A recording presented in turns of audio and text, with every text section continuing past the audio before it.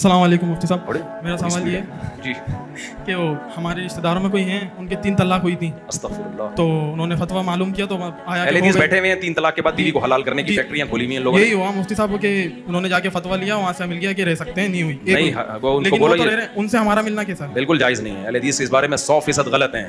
3 طلاق کے بعد بیوی کا رکھنا حرام ہے, حرام ہے, حرام ہے. قرآن نے بھی بیان کر دیا ہے اور صحیح بخاری کی حدیث ہے اور صحابہ کا اجماع ہے, چاروں اماموں کا اجماع ہے. کسی ایک صحابی سے بھی آپ نہیں دکھا سکتے انہوں نے اکٹھی 3 طلاق کو ایک کہا ہو. اہل حدیث سے بولو قرآن و سنت کی وہ تشریح مت کرو جو پوری امت سے ہٹ کرو.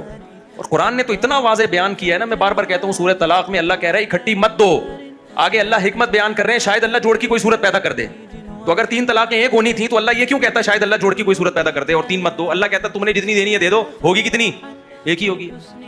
پھر کیوں نبی صلی اللہ علیہ وسلم 3 طلاق دینے والے پہ غصے ہو رہے ہیں؟ ایلعبوا بکتاب اللہ وانا بین اظہرکم, کسی نے بتایا 3 طلاقیں دی ہیں فلاں شخص نے, آپ غصے سے کھڑے ہو گئے, اللہ کی کتاب سے کھیلتے ہو. ایک صحابی نے کہا آپ مجھے اجازت دیں میں گردن اڑا دوں. یہ ساری وہ حدیثیں جن کو اہل حدیث بھی صحیح کہتے ہیں. یہ غصہ آنا یہ سب اس لیے کہ ہو گئی ہے, ورنہ 3 کے 3000 دے کے بھی ایک ہو رہی ہے تو پھر اس پہ اتنا غصہ بنتا نہیں ہے. میرا بہت دفعہ تجربہ ہے. وہ کہتے ہیں اس موضوع پر بات کرنی نہیں ہے, پھر کہتے ہیں اختلافی مسئلہ ہے. ایکچولی اختلافی تو مسئلہ ہے, اختلافی نہیں ہے نا, اسی پہ بحث کر لو, صحیح ہے نا. اختلافی کہاں ہے؟ بعد میں اختلاف ہوا, صحابہ میں اختلافی نہیں تھا. اور یہ کہتے ہیں حضرت عمر نے یہ قانون بنایا کہ 3 کو 3 قرار دیا. یہ خود ایک حضرت عمر پہ الزام ہے. یہ ایسا ہی الزام ہے جیسے شیعہ حضرت عمر پہ الزام لگاتے ہیں کہ متع کو حرام کرنے والے کون ہیں؟ عمر ہیں. ہم کہتے ہیں بھائی خلیفہ راشد خود سے کیسے حرام کر دیں گے کسی چیز کو, اور سارے صحابہ اس پہ خاموش کیسے بیٹھیں گے؟ تو جو ہم شیعوں کو جواب دیتے ہیں وہی اہل حدیثوں کو بھی جواب دیتے ہیں. حضرت عمر کہہ رہے ہیں 3 ہوتی ہیں اور آپ کی رائے میں 3 ایک ہوتی ہیں. اس کا مطلب حلال بیوی کو عمر نے کیا کر دیا؟ حرام کر دیا, اور سارے صحابہ خاموش ہیں. یہ سیاست تھوڑی ہے, یہ تو دین میں تحریف ہے.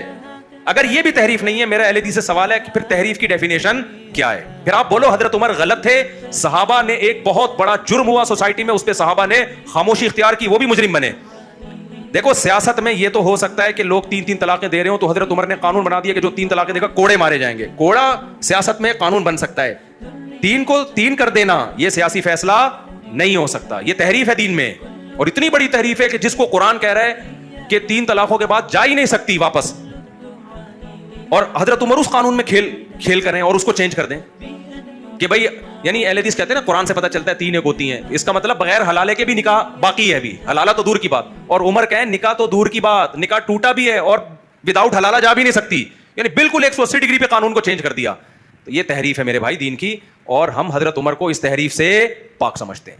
تو میں جب لوگ آتے ہیں نا اہل حدیث نے فتویٰ دیا, بن باز نے فتویٰ دیا, میں کہتا ہوں عبداللہ بن مسعود سے بڑے ہیں بن باز, شیخ بن باز, شیخ صالح العثیمین کیا حضرت عثمان سے بڑے ہیں؟ کیا حضرت علی سے بڑے ہیں؟ کیا حضرت ابو حنیفہ سے بڑے ہیں؟ امام احمد بن حنبل سے بڑے ہیں؟ امام بخاری سے بڑے ہیں؟ امام شافعی سے بڑے ہیں؟ امام مالک سے بڑے ہیں؟ اور یہ اتنے سارے صحابہ ان سے بھی بڑے ہیں. تو آپ ایسی بات کرو جو لاجک, آپ اندھے مقلد ہو, آپ بن باز کی اندھی تقلید کر رہے ہو. اور کمال کی بات ہے جو بن باز کی تقلید کر رہے ہیں اس کو کہتے ہیں محقق, اور جو اتنے سارے صحابہ کو فالو کر رہے ہیں اس کے کہہ رہے ہیں اندھے مقلد ہیں. تو منجن ہے یہ لیبل کے کیا ہے؟ اس زمانے میں منجن بہت بک رہا ہے مارکیٹ میں مختلف اچھے ناموں سے, تو یہ منجن میں کبھی نہ آیا کریں. تو 3 طلاق کے بعد کوئی صورت نہیں ہے, کوئی حلال نہیں ہوگی بیوی. اور اس میں ہمیں یہ نہ بتایا کرو فلاں دیوبندی مفتی نے یہ لکھا, لوگ فوراً اہل حدیث کے کلپ آنا شروع ہوتے ہیں تمہارے دیوبندی. بھائی لکھنے دو, لکھنے پر گورنمنٹ کی طرف سے کوئی پابندی. ہمارے دیوبندی لکھے غلط لکھا ہے, ٹھیک ہے نا, میرے ٹیچر نے میرے استاذ نے بھی لکھا ہو غلط لکھا ہے, دلیل سے بات کرو. تو لکھنے کو تو سب نے پتہ نہیں کیا کیا لکھا ہوا ہے, آپ حدیث پیش کرو. ہم یہ لوگ حضرت رکانہ کی حدیث پیش کرتے ہیں. حضرت رکانہ سے مروی ہے کہ نبی صلی اللہ علیہ وسلم کے دور میں وہ حضرت رکانہ نے 3 طلاقیں دی تھی, نبی کا ایک ہے. اس میں جو حدیث اہل حدیث پیش کرتے ہیں نا دلیل میں, اس کی انتہائی لنگڑی لولی سند ہے. میں کسی اہل حدیث سے کہتا ہوں میرے سامنے کبھی وہ سند پیش کرو, سند پڑھ کے سناؤ. ایسی لنگڑی لولی سند ہے نا, اور اس کو کہتے ہیں صحیح حدیث سے ثابت ہے. تھوڑی سی انسان کو غیرت ہونی چاہیے یار. تو فوراً یہ اس مسئلے میں اہل حدیث آ جائیں گے اختلافی مسئلہ, اختلافی مسائل میں شدت جائز نہیں, اختلافی بھی نہیں ہے.